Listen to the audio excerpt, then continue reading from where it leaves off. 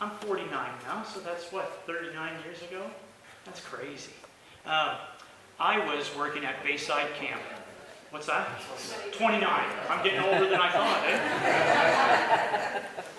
My math was right on. So I'm at Bayside Camp, and this is the days before cell phones, you know. We all remember dialing the phone. Well, I was in a cottage, not by the phone. And I had decided that if a phone call came, I should probably know about it. So I put the phone outside so that I could hear it wherever I was on the camp. And I was actually in the cottage, and I had brought along this old black and white TV. I used to like professional wrestling, and so I was watching wrestling. And I had taken off my glasses after wrestling was done, put them down on the bed, and I decided to have a nap on my day off. And then I heard the phone ring, and I jumped up and I sat down and I heard crunch. And then I ran to the phone because, you know, you got to go to the phone and answer the phone. Well, I answered the phone, and it was a friend of mine who said, "Happy birthday!" And I was like, "Well, thanks, but my birthday is tomorrow." And then I went back and looked at my glasses. Well, I had crunched them. They smushed down, and I'm out near Peggy's Cove. No car, no way to get them fixed. So what do? You use what you have. So I bent them, and I used Scotch tape on both sides, you know, to fix them. And let me tell you, I wore those for a whole week with the Scotch tape on either side. I had such a headache. Because you're looking through Scotch tape all the time, you know. I had a hard time to see the whole week. I couldn't fix my eyes on hardly anything. I had to keep straight ahead. It was really, really hard. Well, this week, we're actually summing up our fall series of transformation. And we've been looking at all kinds of different biblical characters. But this week, I wanted us to look at ourselves. Because you see, when Christ comes into a life, he changes things. As we see in Hebrews chapter 12, 1 to 2, it says, "And let us run with perseverance the race marked out for us, fixing our eyes on Jesus, the author and the perfecter of our faith." Author means that he's writing his story through our life, that he has continued to tell his story, and he's using us, and he's perfecting us, which is another word for transforming our lives, transforming us into his servants. I love how David puts it in the Psalms. In Psalm 32:8, he says, "I will instruct you and teach you in the way you should go. I will counsel you with my loving eye on you." What an amazing way of seeing things, that our God has his eyes upon us. And he wants us to live for him in ever-increasing ways. There was a fellow that lived a long time ago. His name was Joseph Benson. And he had a commentary that he wrote a little bit about this verse. And in it he said this. He said, "This may be understood of God's conduct toward and direction of his people. God guides us with his eye. By his clear sight and discernment of the way in which we ought to go, giving us information in his word and secret hints of his will and our duty by his Spirit that lives within us. He enables his people to understand and take directions from him." You see, there are times when we see, and then there are the times when we see. Do you understand what I mean by that? When we gain clarity and insight, when we truly see things. Let me show you what I mean. We see people every day. We meet people every day. But do you remember the time that you saw that person you love more than any other for the first time? There are times when we see, and then there are times when we see. Everything changes the day that you see him or her enter the room. You cannot take your eyes off him or her. You memorize every curl, every lash. You're mesmerized by the way he looks or the way that she smiles. You know what I'm getting at? When you truly see that person, when you see their heart, when you see their spirit, when you gain a true eye for what makes that person that person. See, there are times when we see, and then there are the times when we see. When we observe and, as I said, gain insight. When we notice, when we study. But most of all, when we see that person. And I believe that's what this verse in Hebrews is talking about. Do we know what it's like to fix our eyes upon Jesus and to really see Jesus? To see him. But you know, there are those things that come between Jesus and me. There are those things that come between you and Jesus. There are times in our lives when we have a hard time. We try to fix our eyes on Jesus, but sometimes it seems that nothing really helps. There are times in our lives when we're feeling like we're lost in a vast space and that nobody knows or nobody cares, or maybe we feel abandoned by God. There are times when we find ourselves not being able to really see Jesus or focus on him. I read a book a number of years ago. It was called Shine. It was written by the Christian rock band Newsboys. And in it they said this. They said, Jesus described himself as the light of the world. But he also described his followers in the same way, saying, you are the light of the world. When he returned to his Father, he placed the world in the care of believers, telling us that we are now to be its light. Just as he was the light while he lived on earth, at the same time, he gave us vital insight about how to be the light when he added, let your light shine. Jesus' statement shows that we need to enable the light to shine. We need to let it shine. It's not something that automatically happens. We need to let it shine through us. It's the nature of light to illuminate. However, if something is blocking the source of that light, a shadow is created, and the full strength of the light cannot be seen. If the world is having difficulty seeing the light clearly in us, then there are things in our lives that are blocking it. Obstacles that are casting shadows and obscuring the power of the message. And those shadow casters also prevent us from being able to completely fix our eyes upon Jesus, from seeking first his kingdom. But what is it that's blocking the light? What is it that's blocking the light of Jesus in your life or in my life?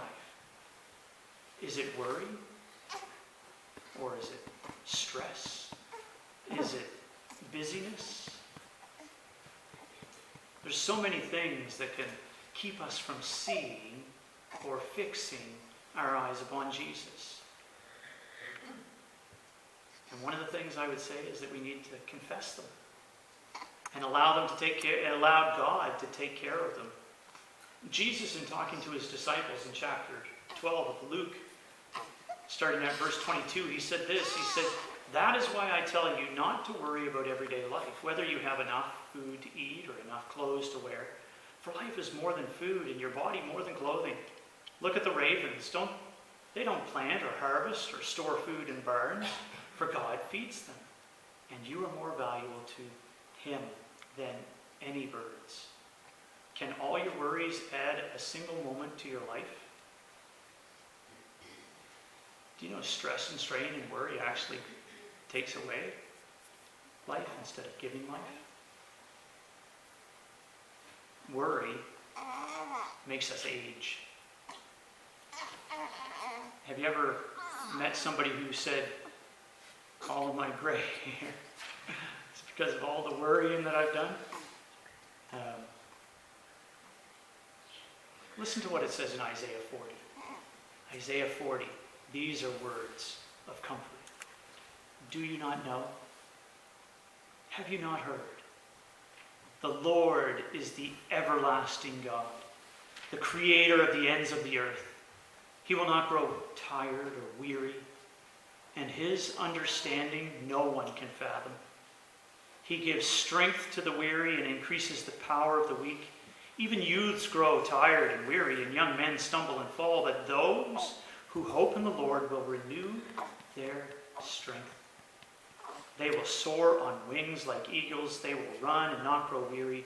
They will walk and not be faint. You see, seeing Jesus is fixing our eyes on him. Did you catch what he said there? Our God will not grow weary or tired. His understanding, which we can gain through the Holy Spirit, no one can fathom. He gives strength to those who are weary. You see, in our relationship with Jesus, we sometimes, as I said, lose our focus. And we try to, drive our bike or our car by looking at the whatever's in the side. And sometimes we veer. All the obstacles that we've allowed to block out Jesus, I believe, can be used for his good. If we allow them to teach us how to stop struggling in our own strength and start relying on Christ. They also can help us realize we're not all that different from the people all around us. Those who are in the dark who need the light. That is as true for us as it is for the world. We need to see Jesus and rely on his strength and know his love for us, and so do others. A fellow from Colorado, he decided to move to Texas. And when he built his house, he put into it this large picture window from which he could view hundreds of miles of rangeland. And I found a picture. So the Texas picture is the one with the windmill. Just vast. Just like the prairies. And he says, the only problem is, there's nothing to see. I can see forever, but there's nothing to see. About the same time, a man from Texas moved to Colorado, and he built a house. And in it, he put a large picture window overlooking the Rocky Mountains. And he says, the only problem is I can't see anything. The mountains are in the way.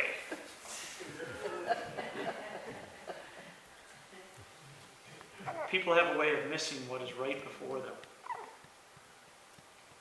I know for myself, there last week when Roger Graham, who's the pastor at Forest Hills Baptist Church, and I drove to a retreat, we were driving along the coast, and we're going in and out of these little fishing villages along near, towards Peggy's Cove way, Sambro way, and he looks at it and he says, what a beautiful sight. I was like, oh yeah, it's the coast. I've been there, done that so many times. It's like these two gentlemen. I needed to see things through fresh eyes, through Roger's eyes. And when I saw things through Roger's eyes, then I could see, yeah, that is beautiful. Sometimes we take it for granted. You see, people sometimes go to the city and they see lights and glitter, but they miss the lonely people. They hear a person's critical comments, but they miss the cry for love and friendship. You see, we need to remember that sometimes there are answers to our worries that we just can't see. What is that saying? Hindsight is what? 20/20. And why is it 20/20? Because when you get to a point and you look back and you can see how things worked out, and God was working, God was orchestrating, and God was putting things together. That's why we need other people, other believers. That's why we need our church. That's why we need to lean into prayer. That's why we need to rely upon the truth of His Word. We need to fix our eyes upon Jesus and truly see Jesus. And when we allow others, and especially Jesus, to enter in with a differing viewpoint, it may be the very viewpoint that frees us from our problems, from our worries, from our conflicts, and inspires us to continue on.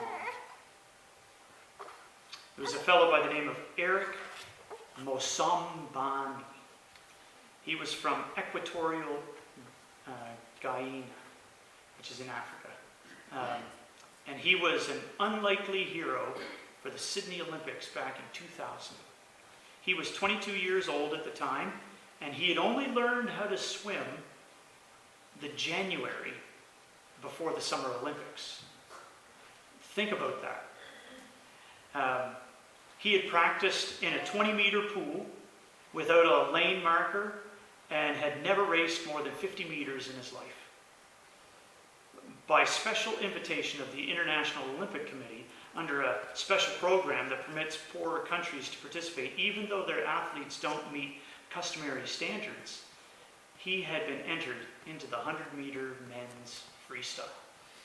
He'd never swam more than 50 meters at one time. When the two other swimmers in the heat were actually disqualified because of false starts, Mozambani was forced to swim alone. And Eric was, to use the words of an Associated Press story about this race, charmingly inept. He never put his head under the water's surface, and he flailed wildly to stay afloat. With 10 meters left to the wall, he virtually came to a stop. Some spectators thought he might drown. Even though his time was over a minute slower than what qualified for the next level of competition, the capacity crowd at that Olympics Aquatic Center stood to their feet and cheered the swimmer on. Go, go, go. And after what seemed like an eternity, the African reached the wall, hung on for dear life, and when he had caught his breath and regained his composure, the French-speaking Eric said through an interpreter, "I want to send hugs and kisses to the crowd. It was their cheering that kept me going." And I believe that's the same for us. We need each other. We are stronger together. We need each other. In Philippians 3, verses 13 to 14, it says, "Brothers and sisters, I do not consider myself yet to have taken hold of it, but one thing I do, forgetting what is behind and straining toward what is ahead, I press on toward the goal to win the prize for which God has called me heavenward in Christ Jesus." And in Hebrews 10:24 it says, "And let us consider how we may spur one another on toward love and good deeds." You know, seeking Him is waiting on Him. Seeing Him is fixing our eyes on Him. Have you ever gotten something in your eye before? I'm sure you have. And you look and you look and you can't find it. And you're wondering where it is. Maybe it's an eyelash. Maybe it's something else. I have another Bayside story because it seemed like every year I got something wrong with my eyes. And we had built this obstacle course in the woods. And I was doing something with a rope, and it was, debris from the tree that was falling down, and a piece of the bark ended up getting into my eye. And I couldn't get it out. It was in there. And you know how something feels when it's in your eye and it's not supposed to be there. Well, I had to go to the doctor. And I saw the doctor at the clinic, and she ended up finding it. And she also found out that in the course of it roaming around in my eye, it had scratched my cornea. And so I had to wear a patch over my eye for the next few days. But when we have a speck in our eye, it can almost drive us crazy. But what a relief when it's out, eh? Do the things that get in your way of fixing your eyes upon Jesus drive you crazy when you lose sight of him? We are entering into the Christmas season. If you haven't seen pictures of people who have put up their Christmas tree yet, it's coming. Because I have a number of people that have already put up their Christmas tree. And, in all of this, we can lose sight of the reason for our celebration. Just when we're trying to celebrate the blessing of the greatest gift that was ever given, Jesus, we may find ourselves slipping away from him in all of the chaos. It's sometimes a struggle to keep Christ in Christmas, to really see or to fix our eyes upon Jesus, the author and perfecter of our faith. We need to seek him first, and that is the real source of relief, of contentment, of true peace in life, is fixing our eyes upon Jesus. As it says in Psalm 27, "Yet I am confident. I will see the Lord's goodness while I am here in the land of the living. Wait patiently for the Lord. Be brave and courageous. Yes, wait patiently for the Lord." You see, it is easy to lose sight of the big picture when we face hardship and discouragement. But you need to know you are not alone. And you don't need to do it alone.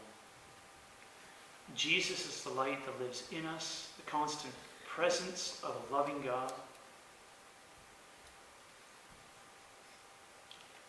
In James 5, I'm going to conclude with this.